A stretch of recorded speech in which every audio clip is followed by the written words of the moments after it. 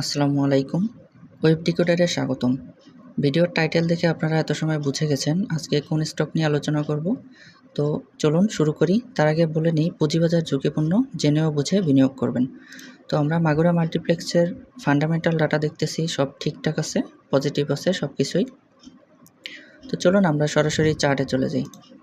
চার্টে আমরা দেখতে পাচ্ছি একটি মোটিভ ওয়েভ কমপ্লিট করার পরে অনেক দীর্ঘ সময় ধরে একটি কারেক্টিভ ওয়েভের মধ্যে ছিল এবং এখন বর্তমান সময়ে এটার কারেকশন শেষ বলে ধরে নেওয়া যায়।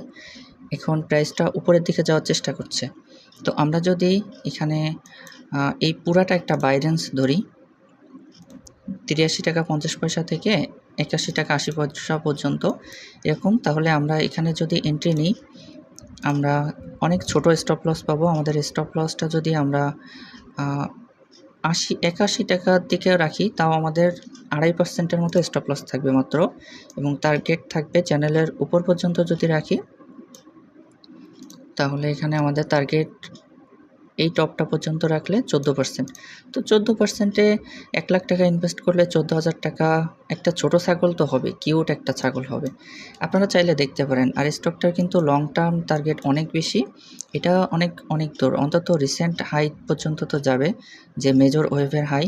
তো এটা পর্যন্ত গেলে এখানে দেখা যাচ্ছে অনেক একটা গ্যাপ পাওয়া যাবে, প্রায় 40%-এর মতো। তো আপনারা আপাতত এখন এই যে 14% দেখাচ্ছে, এটা যে ঈদের আগে হবে কিনা এটা আসলে বলা মুশকিল, এটা কারোর পক্ষে বলা সম্ভব না, এটা আসলে মজা করে বলা হয়েছে। তো আপনারা চাইলে স্টকটা দেখতে পারেন, স্টকটা অনেক ভালো পজিশনে আছে। তো আজকের ভিডিও এই পর্যন্ত, দেখা হচ্ছে পরবর্তী ভিডিওতে। আল্লাহ হাফেজ।